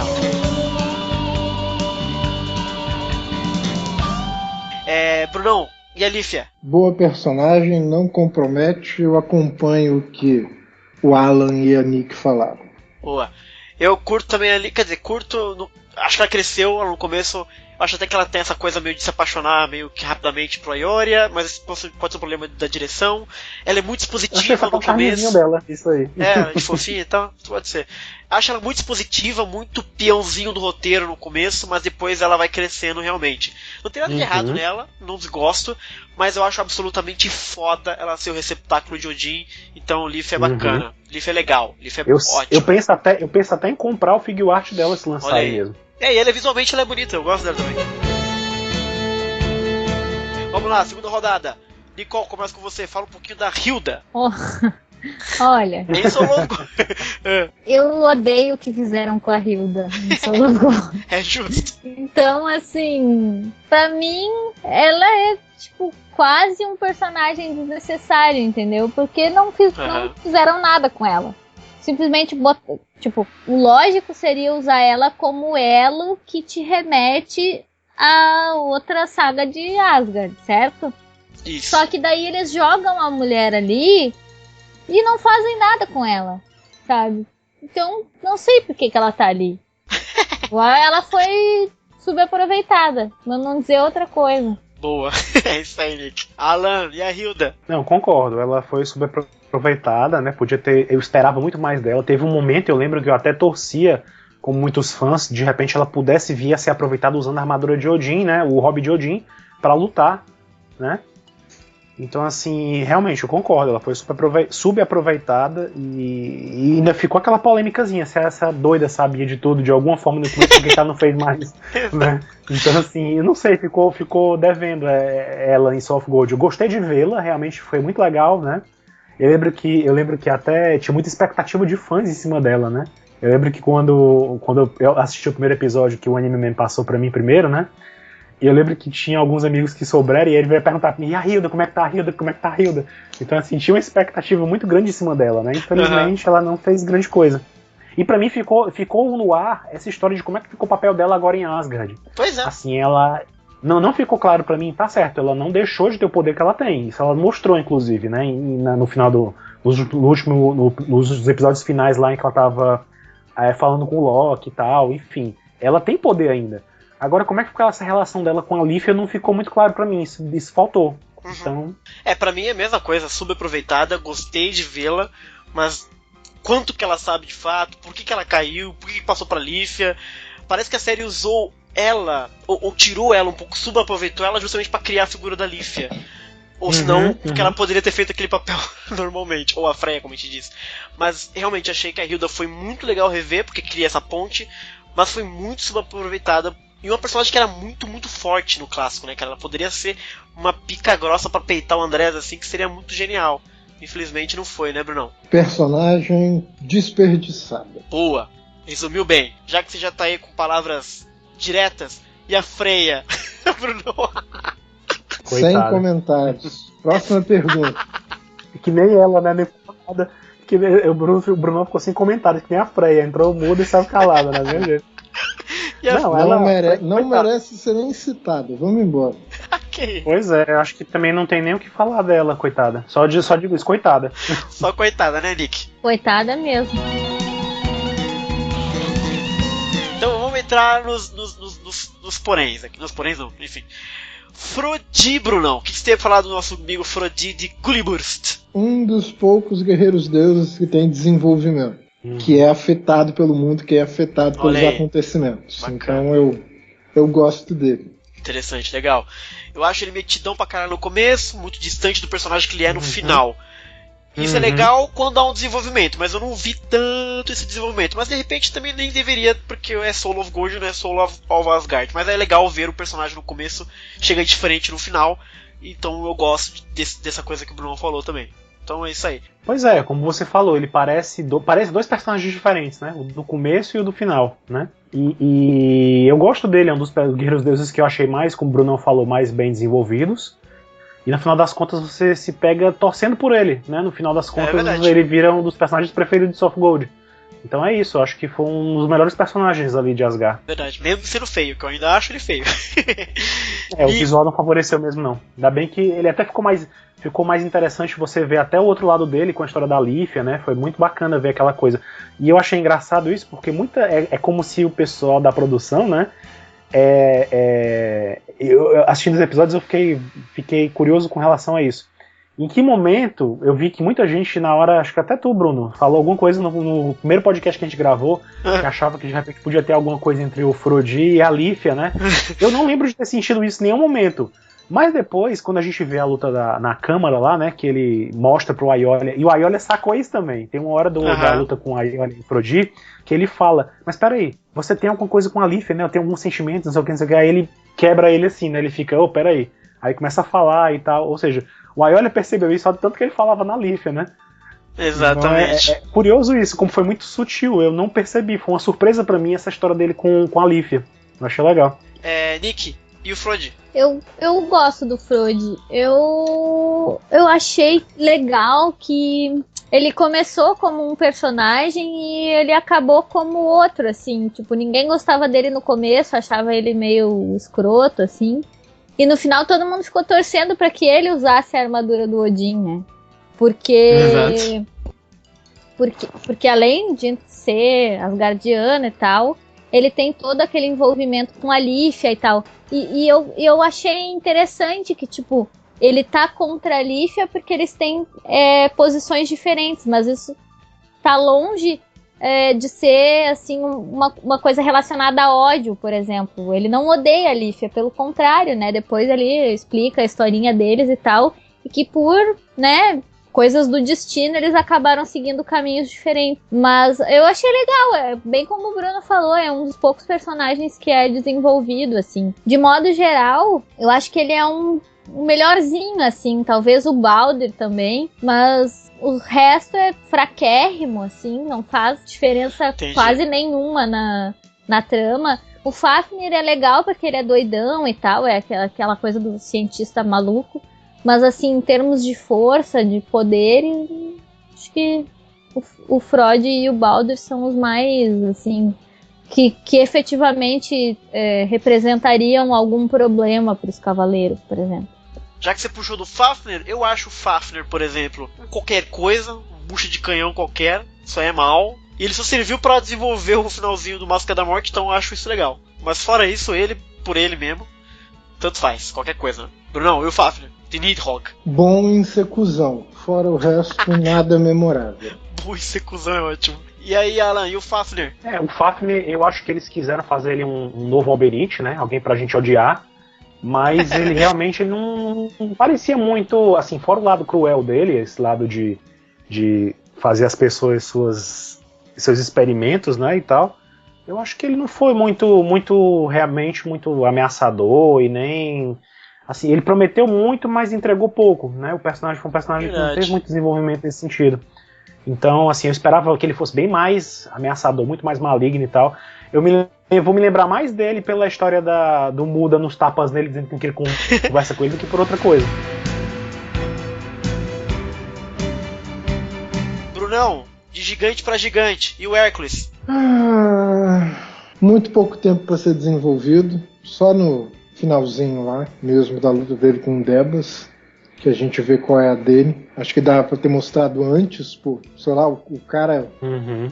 O cara na primeira luta com o Debas, quer dizer que ali ele não percebeu que atacou uma criança, pô. Era pra ele ter percebido lá, era pra ele ter dado essa de que ele conta pro Debas, que ele percebeu que se perdeu, era pra ele ter dado pista disso já naquele momento.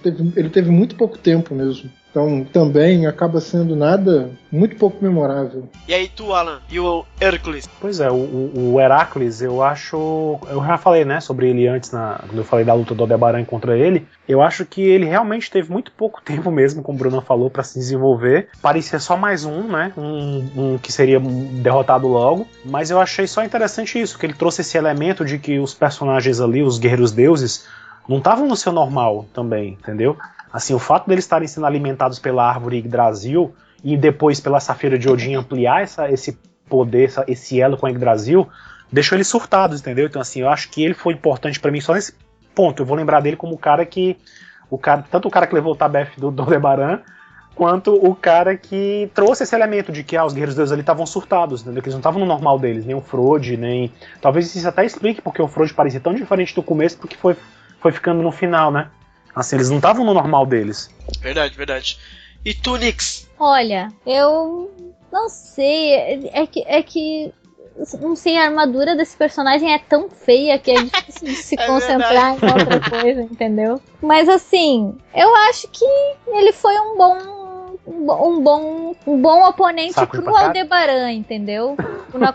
Pro Aldebaran, Ai, tá, meu Deus. tudo bem. Porque daí é o cara grandão e tal, segue aquele mesmo. Eu não gosto muito, tipo, de que usem sempre essa mesma coisa, mas Estereótipo, no nível que Soul of Gold tava, então Saquei. tudo bem. Acho legal essa coisa que o Alan falou dele ter sido o cara que nos deu essa pista de que eles estavam pirados ali por conta das safiras e tal.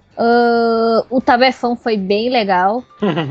Mas assim, o que eu não gosto do personagem é que é sempre aquela mesma coisa, né? O cara grandão vai combater o cara grandão e tal. Acho meio bobo, assim, mas o personagem em si, ele não me incomodou, mas ele também não representou, assim, tanto problema, né? O Aldebaran foi bem forte, assim, na batalha e tal, né?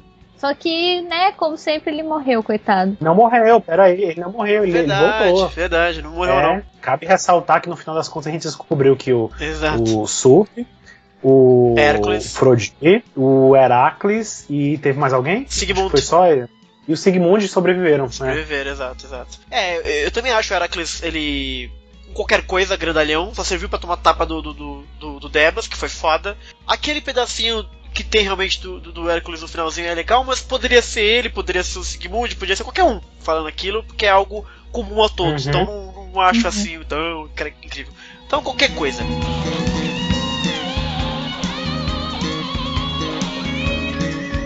Já que você falou do Sigmund que sobreviveu, eu já digo de cara que eu adoro o Sigmund. O Sigmund é o Miro de Asgard, é o Miro que deu certo em Soul of Gold. Eu adoro essa coisa dele ter ódio pelos gregos, porque os gregos só fazem merda no mundo, e ele tem toda a razão. Estou com ele, faz todo sentido, é muito bacana, porque é a visão de alguém de fora desse mundo centralizado grego, vendo eles fazerem só merda pelo mundo, entendeu? Então eu acho muito legal, muito bacana essa visão do Sigmund, e eu gosto muito do personagem ser explosivo. Enfim, ele é um Miro que deu certo. E você, Nick, o Sigmundo? Eu gosto dele, mas ao mesmo tempo eu acho ele um pouco problemático, porque tudo bem, ele joga a raiva dele pra gregos de modo geral, mas me parece, assim, que ele não teve aquela percepção de que o Poseidon que tava, sabe, tramando a coisa toda em Asgard. E aí lá no final também, aparece o Poseidon e a única que fala alguma coisa a respeito é a Hilda. Então eu acho que poderiam ter colocado o cara pra falar alguma coisa ali também, entendeu? Eu acho que isso faltou. Mas assim, tudo bem, eu entendo que a revolta e tal. Eu curti, assim. O que me incomodou naquela aparição dele, na verdade, não foi nem o personagem dele em si, mas foi aquela coisa horrorosa que fizeram com a armadura do Siegfried. Que ficou ridículo aquilo. Pra mim, né? Sei, concordo. Concordo. Não sei, assim, ele também não representou problema nenhum pro Saga. Eu acho que no nível do Saga, ou do Shaka, ou de qualquer outro, assim, cara mais poderoso dos Cavaleiros de Ouro, é isso que me incomoda em Soul of Gold, porque, assim, tipo, tu vai botar o Saga pra lutar, entendeu? Tu tem que fazer um puta de um personagem pra combater ele, senão não faz sentido, entendeu? E não é porque é o Saga, o Shaka também, tipo, o Baldur tem aquele desenvolvimento e tal, tanto que mostram o desenvolvimento dele, acho que justamente pra, tipo, explicar por que é ele que tá combatendo o Shaka, por exemplo. Mas ainda assim, tipo, os caras me parecem muito fracos em comparação aos Cavaleiros de Ouro, entendeu? Tipo, pra mim é ilógico colocar um cara fraco ali. Tipo, eu não vejo o Loki escolhendo um exército fraco. A moral é essa, entendeu? O cara é o deus esperto. Ele não é o deus combatente. Então, na minha cabeça é meio que lógico que se ele vai precisar ter um exército, então que ele tenha um puta de um exército, porque ele não vai se envolver na batalha diretamente, entendeu? O negócio dele é a tramóia. E aí ele me bota uns caras que o Saga dá um tapa e o cara cai. Mas aí o Saga que é foda, não tem o que fazer. Aqui é o máximo bem, que eles têm, velho. Ele é foda, entendeu? Mas, tipo, tu tem que fazer um... Tipo assim, se os caras já... Se eles estavam sendo alimentados pela Yggdrasil lá no começo lá, o que foi aquela batalha do Aioria com o Frode? Que o Frode saiu fugindo, cara. O que foi aquilo, cara? Tipo, tá, tudo bem, ele despertou a armadura divina, mas... Não, cara, olha, a Yggdrasil tá alimentando o cara, além do próprio poder que o cara já tem, que deveria ser comparável ao dos Cavaleiros de Ouro, eles ainda estão ganhando um boost gigantesco da árvore, sabe? Na minha cabeça, tipo, isso não rola de jeito nenhum, assim. Então, o Sigmund ganha pontos porque ele teve esse desenvolvimento no sentido de ter essa raiva e tal, com os gregos, e ter aquela conversa com o Saga, mas fora isso também não fede nem cheira, assim. Tanto que depois que eles ficam lá com a Hilda e com a Freya, eles ficam que nem a Freya, não falam mais nada. Alan, fala aí um pouquinho do Sigmundo. Pois é, acho que a Nicole falou tudo, né, sobre ele. É basicamente isso, ele realmente podia ter sido um personagem pelo menos mais digno, né, de ser o irmão do Siegfried, uma coisa mais forte mesmo. Tá certo que o Saga era difícil, né, equiparar alguma coisa com o Saga, algum personagem. Uhum. Pois é, realmente era seria esperar muito dele, mas seria interessante se ele tivesse alguma outra coisa, ou se pelo menos a luta dele tivesse servido mais para impulsionar a coisa de irmãos, né, assim, eu pensei que quando todos nós comentamos isso no podcast, né, quando a gente viu o título do episódio e viu que ia ser o Saga versus o Sigmund, a gente pensou, pronto, vai ser um momento em que vai entrar o Cameron na história, que vão mencionar algo que não houve nada disso.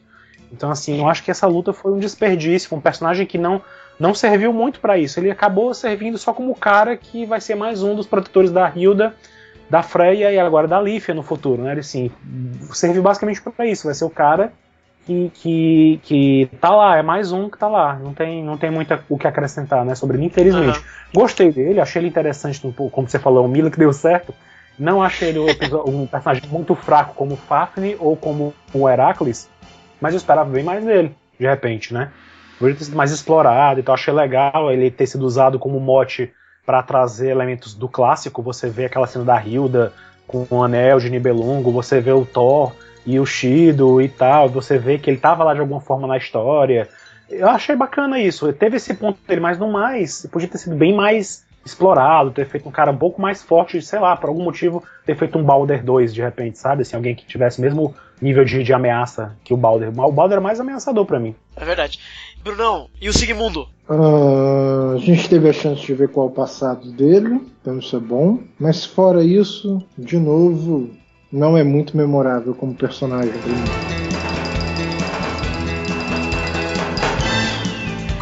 Já que você tá aí, já fala um pouquinho do Surt, então. O Surt acaba que ele dá a sorte do desenvolvimento dele estar aliado a um dos poucos Cavaleiros de Ouro que foi desenvolvido, né? Tem a treta lá da irmã dele. Então acaba sendo uma situação um pouco similar ao do Sigmund. Mas fora isso também, muito pouco memorável. Eu esperava ter uma treta um pouco mais sinistra dele com Camus. Uhum. Esperava mais, sei lá, o bicho... Quer dizer, porque tipo assim, vai muito rápido. A passagem vai muito rápida do cara cuja irmã foi morta pelo Camus, do maluco possuído pela Safira de Odin, tá ligado? Faz uma passagem muito rápida. Eu queria ver mais. Eu queria ver uma interação mais próxima do Surt e do Camus, entendeu? Uhum. O que a gente teve foi mais do Camus e do maluco possuído pela Safira de Odin. Eu queria ver a treta entre os dois resolvida antes dele pirar o cabeção louco, tá ligado? Sim, mais ou menos esse é o meu problema que eu tenho com ele, então por isso ele não ficou tão memorável assim pra mim. Mas é um dos antagonistas que tiveram um pouco de desenvolvimento, então ele tá um pouquinho acima do Hércules e de outros. E do Fafnir. Uhum. Eu concordo. A ideia de você ter um antagonista com relação com o protagonista eu acho bacana, de passado, etc. Mas o Surt, acho que ele prometeu muito e entregou pouco. Ele é muito interessante no começo. Achei que ele fosse aquela coisa mais cerebral, porque ele se fala mais cerebral, mas no final ele era só um cuzão mesmo, no final.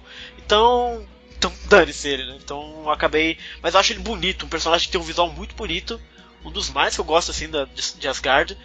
Mas ele, quanto personagem, eu esperava mais dele. Quando começou assim, ele parecia ser... A gente falou que ele podia ser o Alberich, aquela coisa de enganar as pessoas e tal. Mas no final ele só era um cuzão. Então aí eu acho que perdeu um pouco do personagem. Eu concordo com vocês. Ele podia também ser muito mais aproveitado. A gente até esperava demais dele, eu acho, nas nossas teorias aí. A gente achou que ele podia ser realmente o Alberich também da história. Podia estar escondendo alguma coisa e tal. Seria bem interessante se fosse assim, né? Realmente ele é só um cara que surtou porque perdeu a irmã. Entendeu? Então, assim, foi muito estranho. O Camus, né, traz isso, de que ele desde jovem, quando perdeu a irmã dele, não ficou batendo bem, né, da história. Até que usou aquele negócio do cabelo dela no cabelo dele, né? E assim, né, ele não era muito normal, então... Mas eu nem entendo, na verdade, eu até preferiria, cá entre nós, eu preferiria que ele tivesse morrido naquela cena. Pois é. Eu achei que foi um desperdício ele ter sido revivido, assim, revivido não, entre aspas. Ele ter voltado vivo. Porque era o desfecho perfeito pra ele ali. Ele morrer com o Camus segurando a mão dele dizendo, não, vai em paz. Porque foi o que o Camus disse pra ele. Exato. O Camus disse, não, descanse agora. Mas ele não morreu. Assim, eu achei um desperdício, assim, eu acho que não fez bem o personagem ter sido salvo no final. Boa, Alan, curti. Enfim. E tu, Nicole, e o Surta? É um babaca. Basicamente é um babaca. Mas eu concordo com o Bruno. Eu acho que ele... Seria mais legal se a gente pudesse ter visto ele um pouco menos doidão e mais naquele finalzinho ali que ele meio que tá se dando conta do que ele fez e tal. Porque ele fez toda uma sacanagem com o Camus. A bem da verdade, assim. Tipo, sim. Ele atou o cara numa promessa absurda, assim. Tá, tudo bem, eu entendo que o cara... se sinta culpado e tal, mas todo mundo sabe que não foi culpa dele, tipo, foi um acidente, entendeu?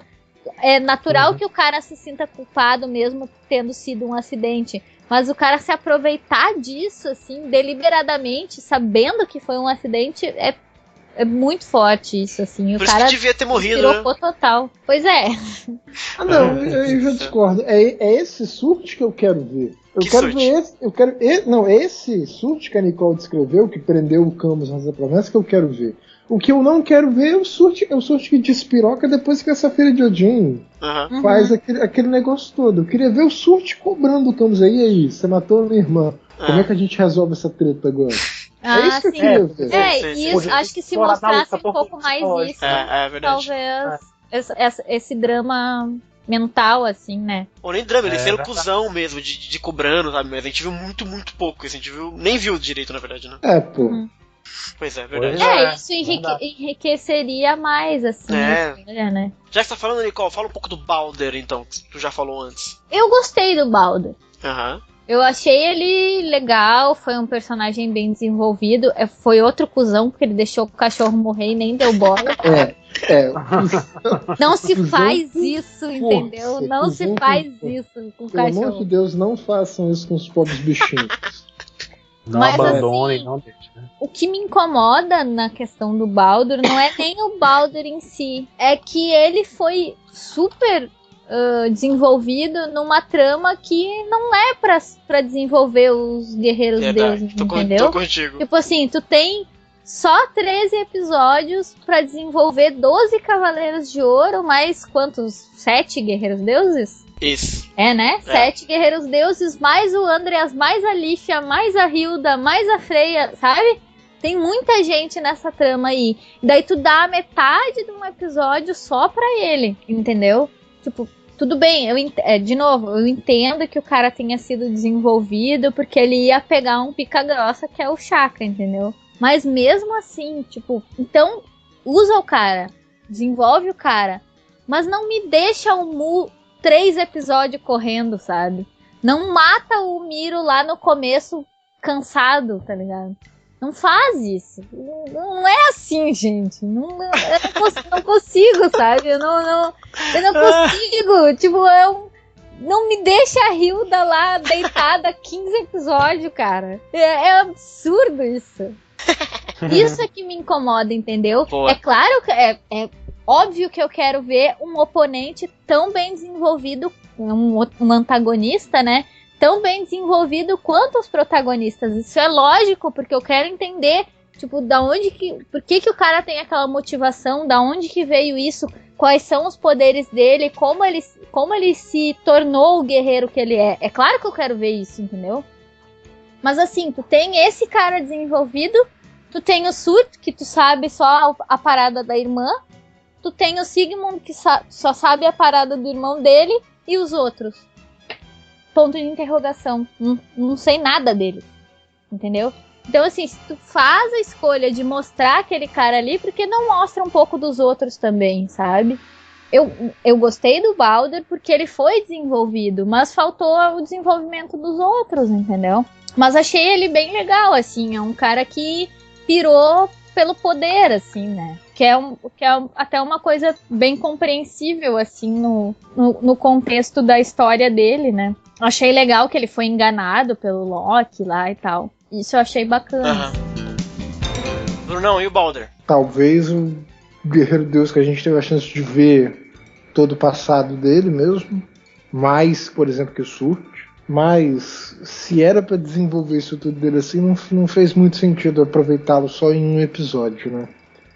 Acho que talvez se Soul of Gold tivesse menos antagonistas, mas antagonistas mais fortes, a ponto, por exemplo, de permitir que 2 Cavaleiros de Ouro enfrentassem, sei lá, imagina um gigante, por exemplo, um cara um pouco mais forte mesmo, com uma desculpa boa para ser forte. Acho que daria para você desenvolvê-lo, daria para você desenvolver os Cavaleiros de Ouro no processo, daria para você mostrar a interação entre eles, etc. Então, o Baldur é um personagem que a gente vê desenvolvido, mas que acaba sofrendo por causa da ausência de tempo. Então, a vida dele no anime inteiro é muito curta. Além e o tal do Baldur? Acho que vocês falaram tudo também dele, não tem muito o que acrescentar. Realmente, eu só fiquei curioso com uma coisa dele. Eu gostei do personagem, mas esperava... Eu queria saber o que ele tinha de especial que fez o Loki enganá-lo e que isso tinha alguma coisa de importante pro Loki, entendeu? A gente vê aquela cena de que o Shaka diz, você perdeu o coração misericordioso e tal, você perdeu a compaixão do humano e tal. Tudo bem, mas a gente viu que o Loki deu esse poder pra ele em troca de alguma coisa. Ele tirou, literalmente, o negócio e foi lá pra urnazinha. Eu fico pensando que faltou essa explicação, faltou falar um pouco mais, de repente ele poderia ser uma figura muito mais importante dentro da história e não foi bem trabalhado isso, entendeu? Ele podia ser uma coisa muito mais central, uma chave. De repente ele poderia ser o cara que seria o receptáculo do Loki, sei lá, entendeu? Faltou alguma coisa aí, né, pra mim no Balder. Faltou alguma coisa pra justificar ele ter esse privilégio. Por que o Loki enganou justamente ele e deu tanto poder pra ele? Por quê? Pra quê? Entendeu? Faltou isso aí pra mim. Faltou essa explicação. Foi uma das coisas que eu tenho a reclamar que eu gostaria de ter visto, né? De Soul of Gold. Saquei. Isso também. Pra mim, eu acho ele fisicamente legal, a armadura horrorosa, tem uma história bonitinha. Pra mim é isso do Balder. E eu vou lembrar sempre dele pelo fato... Vou sempre lembrar dele também pelo fato de que no primeiro episódio do anime, a gente via a sombra dele com asas longas e tal, e depois eles mudaram isso e ele ganhou um cabelão, né? Exato. Eu vou sempre lembrar dessa mudança de visual que ele sofreu de repente. Boa. Alan, aproveita que você tá falando aí, já fala do personagem que eu acho que é o melhor de Asgard. Andreas. Sabe que eu até me surpreendi, porque quando a gente começou a ver Soul of Gold e a gente comentava, né, eu não sentia perigo no Andreas. Eu ficava pensando, o cara notavelmente o cara tá enganando a galera, deve estar trabalhando pra alguém, mas e aí? Ele tem poder? Esse cara tem alguma... É uma ameaça realmente? E eu confesso que eu achei interessante a forma como ele foi sendo trabalhado, e primeiro enfrentou o Aiolo sozinho, depois ele foi enfrentando os Cavaleiros de Ouro, e depois, né, mostrou que ele era o cara com o espírito do Loki já encarnado nele, enfim. Eu achei interessante, ele mostrou... Foi um personagem que foi me conquistando, assim, achei interessante ao longo da trajetória do anime, né? Então, assim, eu achei que valeu a pena. Eu achei que foi legal, é um vilão... Talvez não um dos melhores vilões de Saint Seiya, mas ele é um vilão... Foi à altura do que o Soul of Gold precisava, entendeu? Excelente.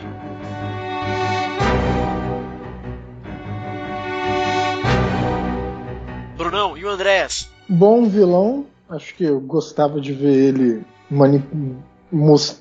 o Soul of Gold mostra pra gente ele manipulando os guerreiros deuses, né? Tipo assim, o Baldur falando e o que o Baldur ia falar, o Andrés falava lá por trás. Quer dizer, como ele estava manipulando o cara, completando as falas do cara, etc. Acho que isso é legal, isso faz dele um bom vilão. É um dos bons personagens de Soul of Gold. Nick, e o Andreas Riese? O Andreas eu curti, assim, eu tive a mesma impressão que o Alan. No começo ele não dava muito a entender que seria o cara decisivo ali, né? Porque é bem aquela coisa que o Alan falou.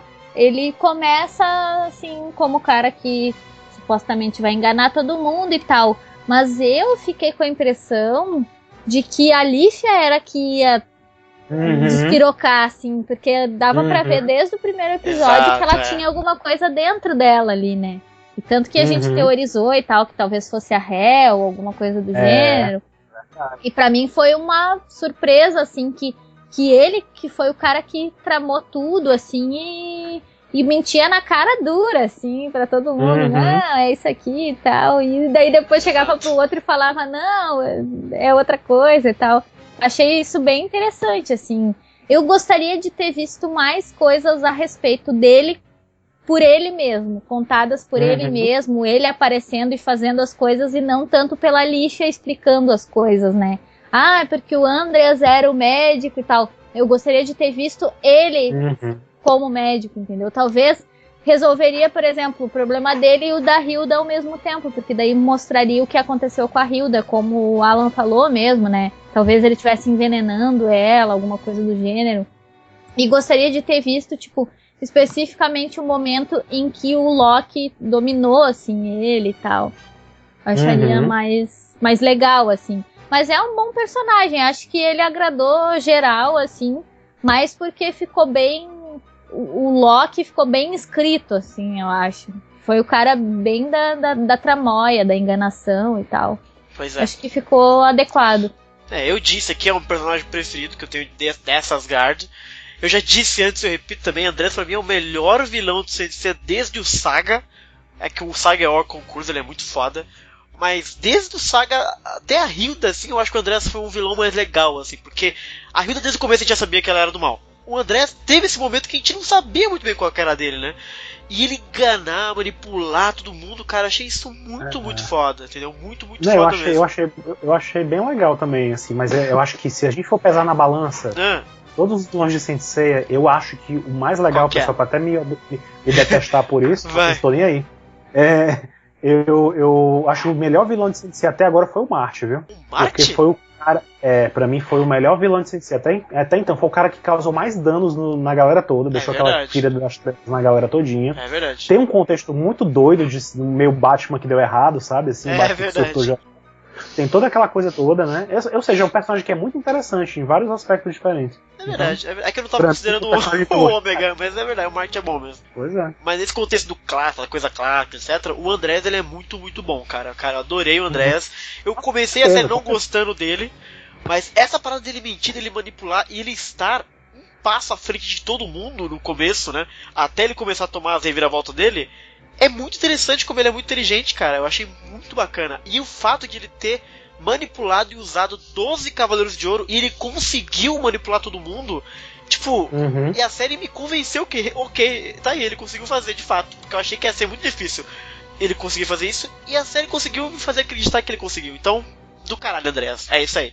E calhou que ele só perdeu pro deus dos sequestros, né? Exatamente. Pode crer. E pra rainha de Soul of Gold, né, Bruno? Quem é a rainha de Soul of Gold? Pô, Afrodite, pô.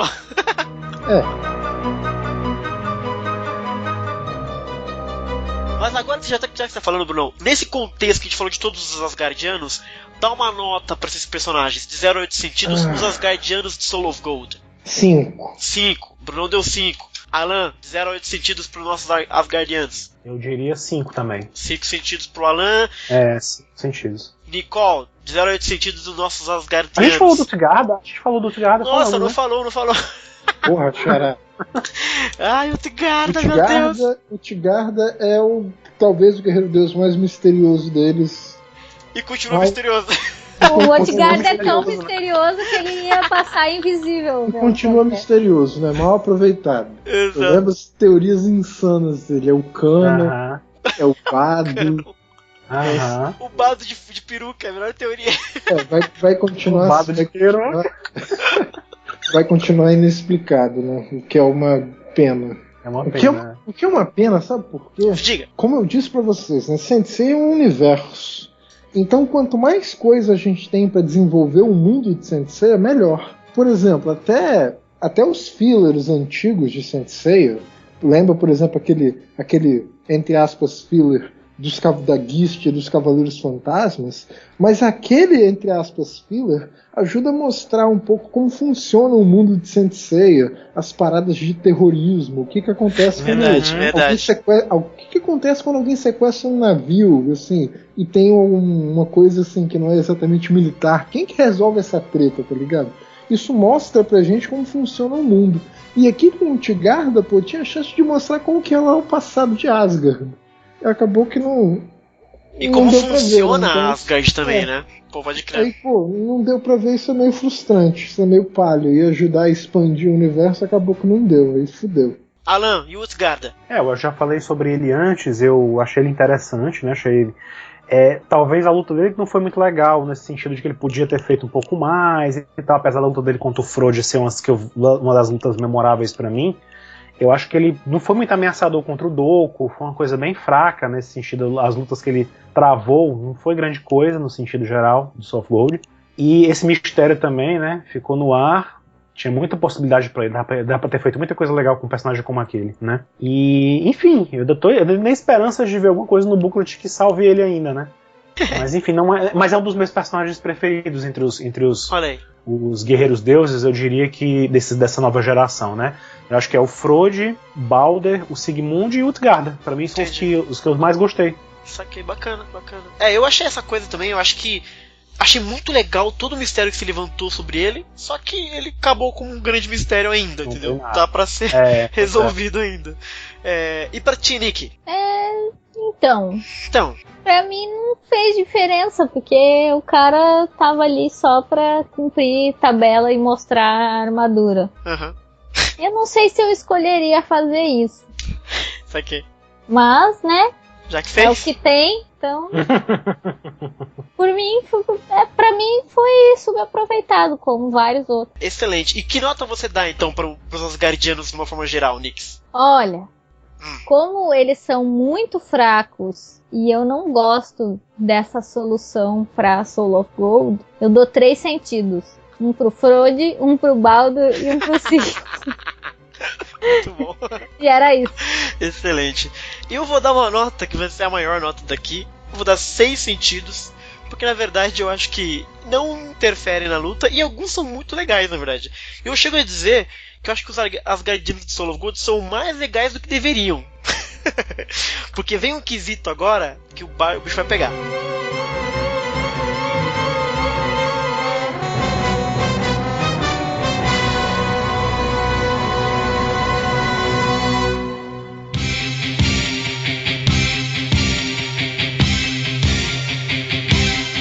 No céu uma constelação escolherá um vencedor, brilhando não se extinguirá até cumprir sua missão. Mostrará a armadura do poder, revelar o caminho